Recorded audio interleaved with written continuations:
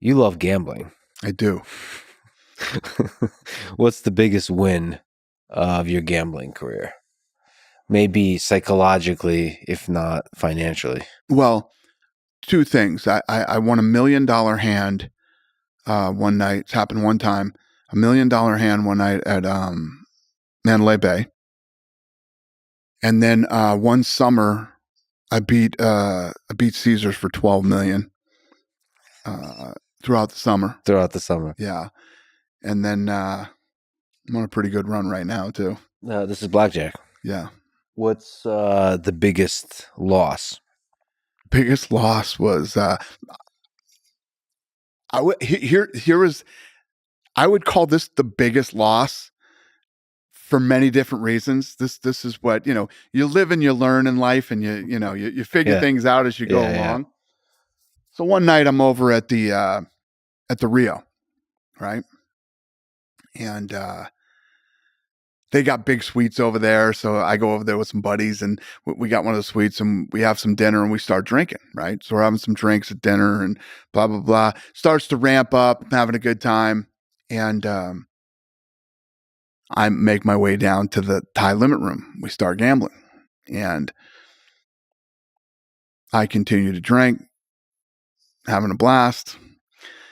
I end up leaving and going home that night, and I lost like 80 grand, right? So I wake up the next morning, I'm like, fuck, those motherfuckers got me for 80,000 last night, and da-da-da-da-da. So I'm at work the next day, and the host over there calls me, and he says, hey, Dana, are you coming back? Do you still need the room that you guys had where you ate and all the shit you used to? And I said, no, I don't need the room, but don't get too comfortable with my fucking 80 grand. I'm coming back for it. Yeah. Dead fucking silence on the other end of the phone. And he's like, Dana, you lost $3 million last night. What the fuck are you talking about? I only have $1.5 million credit line.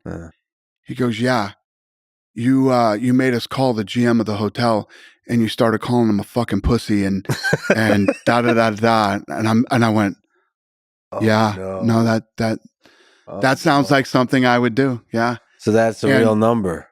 That was the real number. And then, there's been a lot of cases where people are in Vegas and they're like, I lost all this money, and they were giving me free drinks, and I drank too much, and I was taken advantage of. Yeah.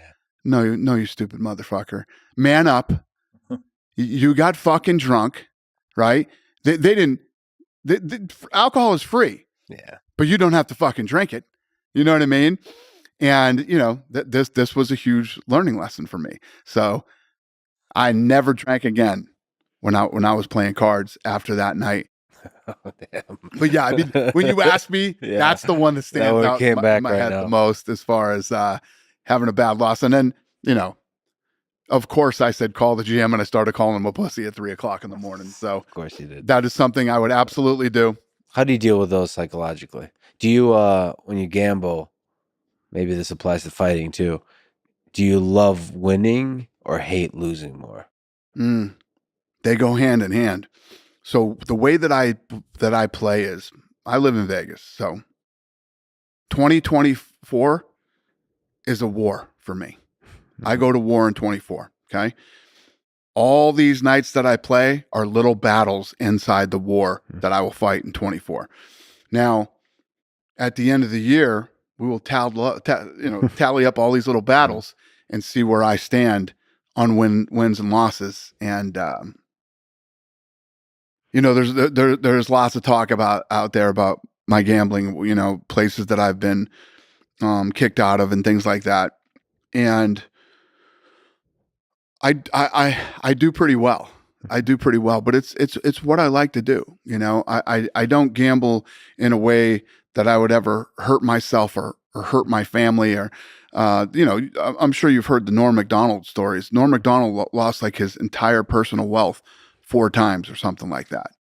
That's not going to happen to me.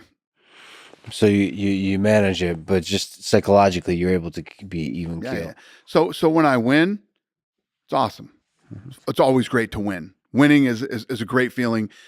in business, in sports, in life, and definitely in gambling.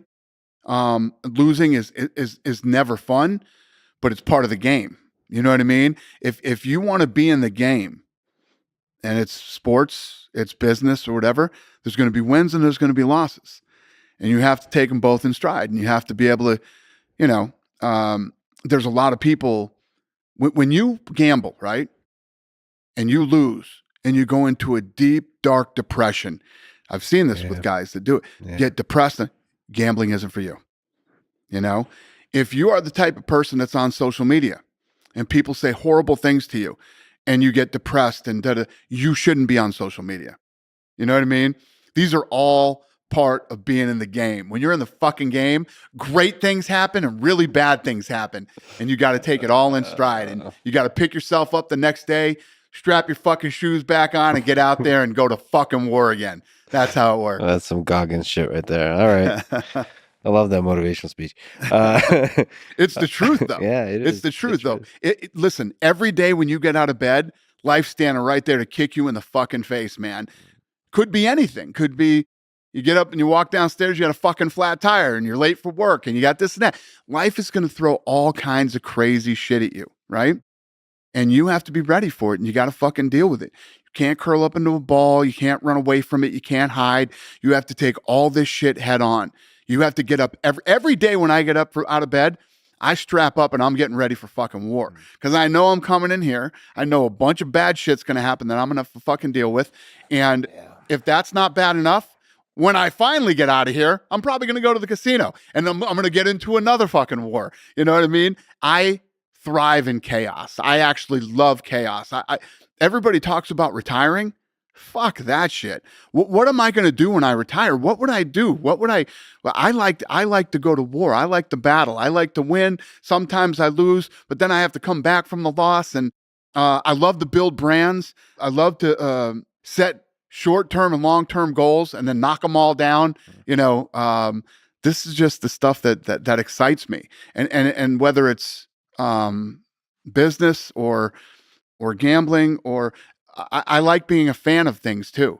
Like I like live music. So when I find a band that I like, I get excited to go watch the band live. Or a Celtics game. I love the fucking Boston Celtics and I love, going to the games and watching them. This is the year. Hopefully we're going to fucking win it this year. These are all things that make me happy and excite me in my life. And it's funny because there's this post that I post maybe 3-4 nights a week. I also love the city. I can't tell if the city of Las Vegas was built for me or I was built for this fucking city, but I love it. And there's this turn on Summerlin Parkway, right? Every night and it's dark. And from there you can see the entire fucking city and it's all fucking lights and it's badass. And I'm usually driving home after a fucking incredible day, right? This amazing day and this unbelievable fucking life that I have. And I have this just moment of gratitude. Every time I take that turn and I'm like, God damn, I love this fucking city. And just every night when I go home, I'm just so happy and grateful for this life that I have. So you're grateful, you're celebrating, even if the day is full of shit, yet full of problems, you have to solve all of this. You're still able to put that behind you. I love that too. I love problem solving. I love taking things that seem impossible and fucking what's been shit on more than this fucking company right here. Yeah. Power Slap, right? Yeah. This thing's a fucking beast. Yeah. It's an absolute beast. In 13 months, that's the most successful thing I've ever been a part of. And I love every fucking minute of it, especially the negativity. I love negativity. Oh, so you almost feed on it. That's great. That's great. You're built for it. I eat that shit for fucking breakfast, man. Great. I love it. What's your favorite movie about Vegas? Casino? Yeah, it would have to be Casino. Yeah. No doubt about it. Yeah. You ever see a movie that changed your life, that actually impacted your life in some way, shape, or form? Probably. Which one? That's a good question. I have to think. I have a lot. Casino could be one of them. Probably taught me about women. Forrest Gump for me, it's a simple movie, but it was a really good movie to show. Because I've been really fortunate in my life, like over and over and over, and I don't think I deserve any of it. So I just always felt like Forrest Gump. So when I finally saw it, it really connected with me. It was like, okay, this universe works in weird ways, and stuff just materializes, and you just kind of be good to people, like put that good karma out there, and it happens for you. So that was a movie like that. I'm actually very superstitious about that. Mm-hmm. I believe that what you put out, you get back. And I believe that when you should take care of other people, and you should always try to bring people up with you and all that kind of stuff. But the movie that changed the whole trajectory of my life Uh-oh. was Vision Quest. Oh yeah, well yeah, that's a good one too. Yeah, Vision Quest, man. I good. fucking love that movie. That's a good movie. It's basically, it's telling the story of a kid who really wasn't anybody in high school, and nobody kind of knew who he was. He wasn't popular or any of that kind of shit. And he decided that that was the year that he was going to make his mark. And he was a good wrestler at 178 pounds, but he was going to move down to 160 something to take on the Shoot, the scariest guy and the whatever. But there's all these little things in the movie that really lay out what life is all about. One of the parts is he's in a class and he's talking about, the teacher's talking about some poem. And he says, what does this poem mean to you? Well, this little girl's walking through, the park, and all the leaves are falling off the trees. And she realizes that she's going to die someday. And that a lot of people think they have all this time, so they fucking waste it. And they never go out and do what they really set out to do or accomplish or do anything great in their life. That's one meaning. Then he's got the guy that he works with at work. He's cutting weight and his nose is bleeding and all this shit. And this guy keeps going, why the fuck are you doing this? Pick that thing up and eat it like a fucking man. This is ridiculous. I don't know why you're doing this to yourself, blah, blah, blah, blah, blah. So then when he meets the girl and he gets to the point where he feels like he wants to quit, right? Where does he go? He goes to that guy's fucking apartment, because he knows when he shows up at this guy's apartment, he's going to go, yeah, fuck this shit. No, he went to work. He went to work to talk to him, and he wasn't at work. He took the night off. So he shows up at the fucking house, at the shitty little fucking apartment that the guy lives in, and the guy's putting a suit and tie on and shit. He's like, they said you called in sick. What's going on? He's like, well, yeah. Aren't you wrestling this guy tonight? And he's like, yeah, but why would you're going to get docked a night's pay and all this other shit. He says, you know what, man? Then it all gets laid out. I get the goosebumps even telling you this fucking Is that part the Pele speech? Pele, yeah. When he's saying about, I'm fucking cooking in an overnight hotel fucking thing, and I live in this shitty apartment. A human being can lift himself upside down and backwards and kick a ball into a fucking net, and the whole stadium goes crazy, and this guy runs around, and I'm sitting here in my fucking apartment alone, and I start crying. Yeah, I start crying. So the guy who's been shitting on him the whole fucking time actually really respects him for what he's done and sees what this kid is capable of doing and all this shit. This fucking movie spoke to me on so many different levels. And I think it's probably the most underrated movie of all time when you really break down the meaning of what this movie is about. And it fucking really spoke to me. That's probably the greatest movie on combat, one-on-one combat. I would agree. Ever made. I would agree. Yeah. And especially if you can really hear the messages that it's given you in this movie. It's excellent. It's funny.